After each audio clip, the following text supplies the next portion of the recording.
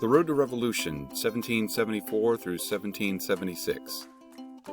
So as we last left, the colonists had committed the Boston Tea Party, and now they were going to face the punishment of those actions.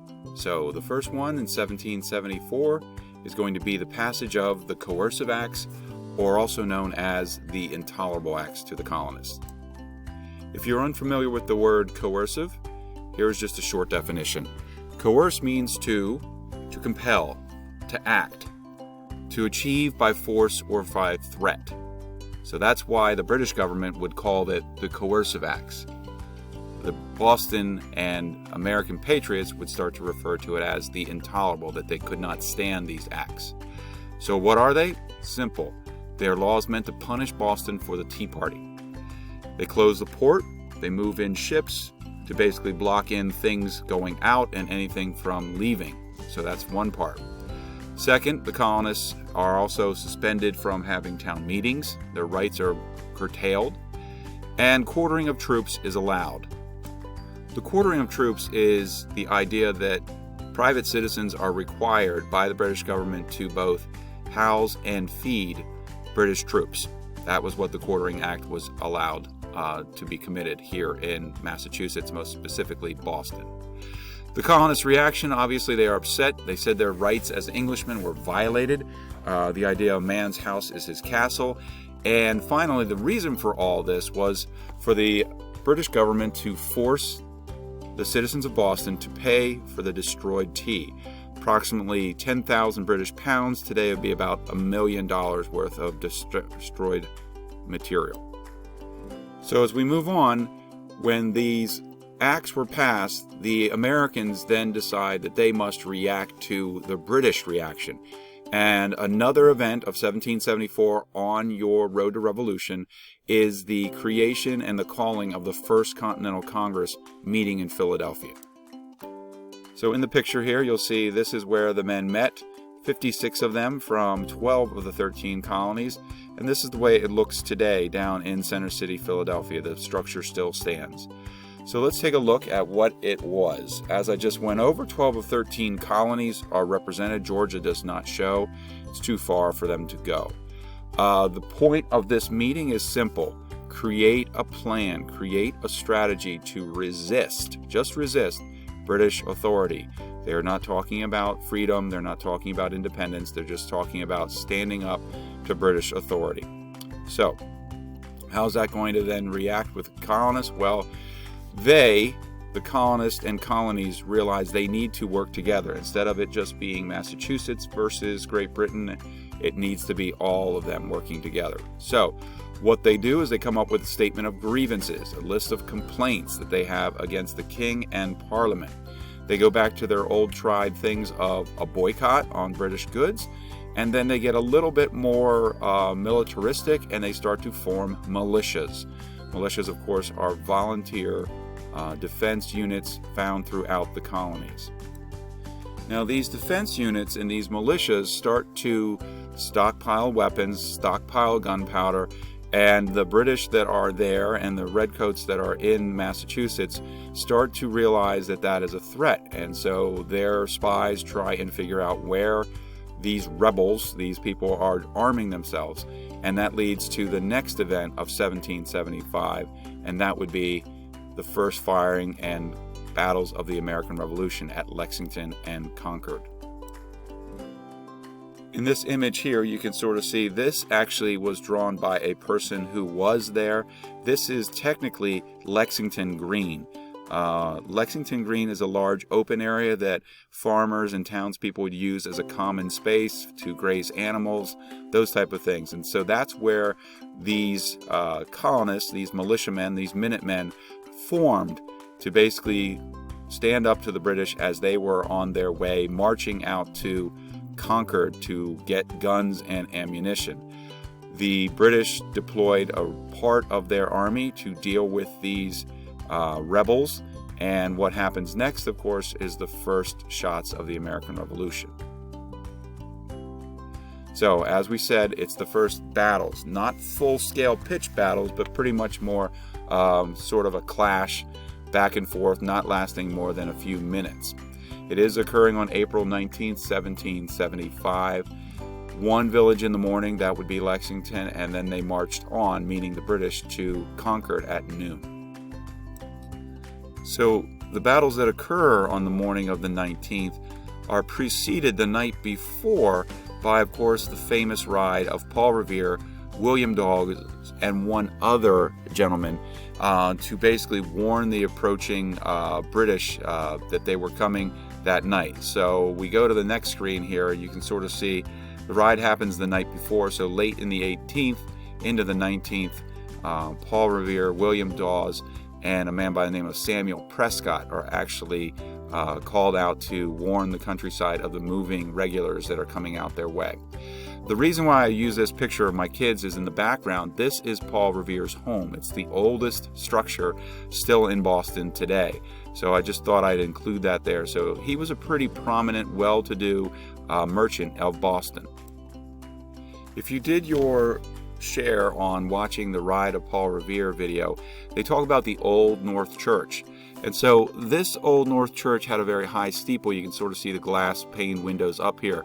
And so the use of this was basically to notify Boston residents of how the Redcoats were going to move towards Concord the night of the 18th. That's where you get the whole famous 1 by land, 2 if by sea. And so that night the British actually moved by sea. They crossed Boston proper itself and crossed over to what today is Charlestown. Here's just that line from a famous poem, The Midnight Ride of Paul Revere. By land or sea, from town to night, hang a lantern aloft in the belfry arch of the North Church Tower as a signal light. 1 if by land and 2 if by sea, and I on the opposite shore will be. This next map is really crucial for you to kind of get a sense of what was going on that night. So as you can sort of see, this was Boston, the town itself, and this was the route of Paul Revere. And down here you can sort of see the route of William Dawes, trying to cover as much ground as possible. You can sort of see up here the two men sort of come together, and then they meet a third rider, and that would of course be Dr. Samuel Prescott, and he's in here in purple, and he's the guy who was not actually part of the original plan, who notifies Concord. He was a doctor out tending to his patients, and he just happened to run into the men, and they had already almost been captured by British patrols. So luckily it was Dr. Prescott that takes it on to Concord and warns the town there. So Paul Revere's ride, of course, was to notify the countryside, but also he had a second task. And in that, here you have a picture of the way that Paul Revere looked at the time. And yes, he is a silversmith, so you can sort of see tools of his trade. Another part of his job was to warn this man, one of the richest men in Massachusetts, if not the colonies, and that man was John Hancock. Yes, the same guy you see with his signature down here. John Hancock had left Boston because he was considered a wanted man by the British, and the other person that he was also to warn, meaning Paul Revere, was this man, and that guy, of course, is Sam Adams. So, the early morning you have the Battle of Lexington. You have about 70 Minutemen gathered on Lexington Green. The British order them to leave as they did, meaning the Patriots were disbanding. A shot rings out. Nobody knows who fired it first. The British blame the Americans, and the opposite is true. So, the British troops and the American troops, Minutemen, fired several rounds back and forth. 8 Minutemen were killed. No British troops were killed in the exchange.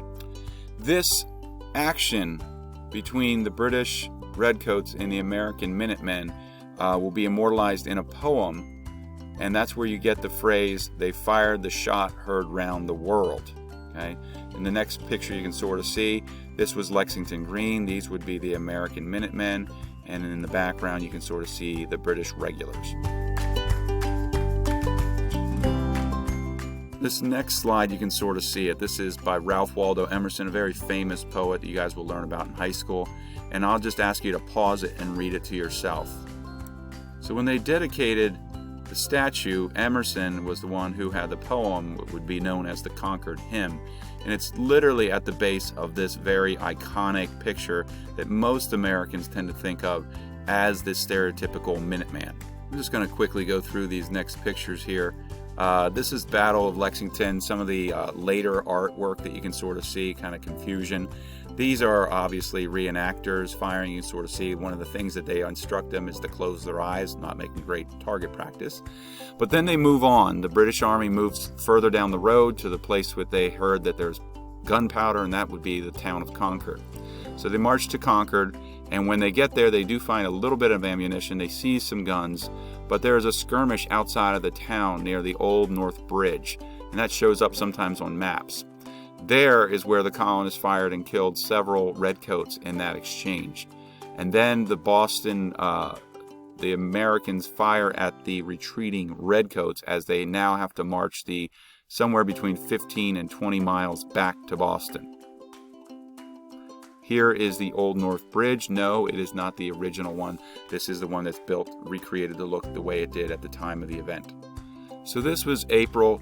The British limped back into Boston almost 24 hours after they had left, late on the night of the 18th.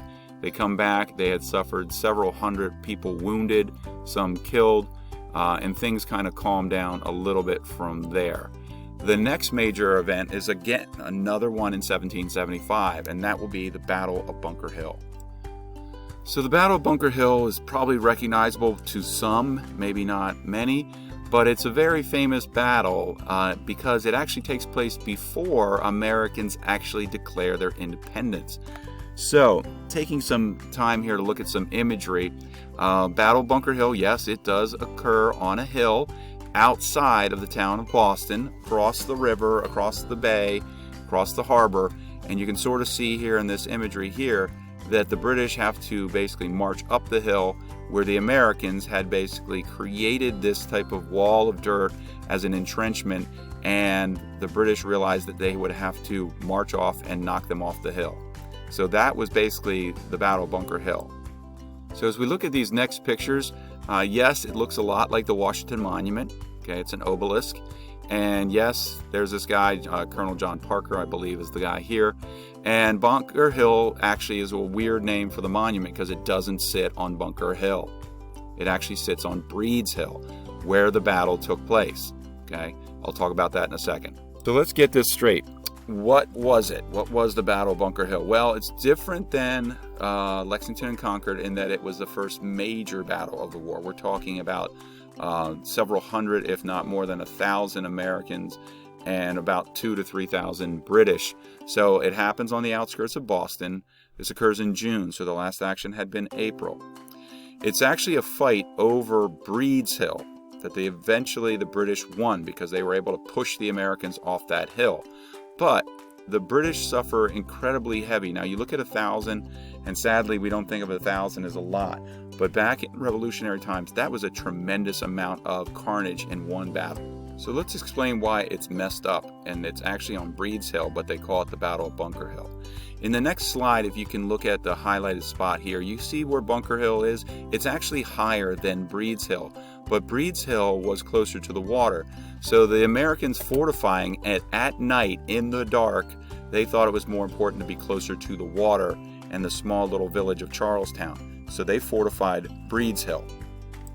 The following morning, on June 17th, that is when the British looked over and they could see American positions up here and hundreds of men with hundreds of muskets, and they realized that it dominated the harbor, and that's where all their ships were. And so they basically figured out, we have to move across the water, form here, and do what you see in this picture, which is make a direct frontal assault on the American lines. So that's what you see happening here. So here's a statement I thought was very interesting. A British officer said, "A dear-bought victory, another such would ruin us." That was the battle they lost the most people in the entire American Revolution.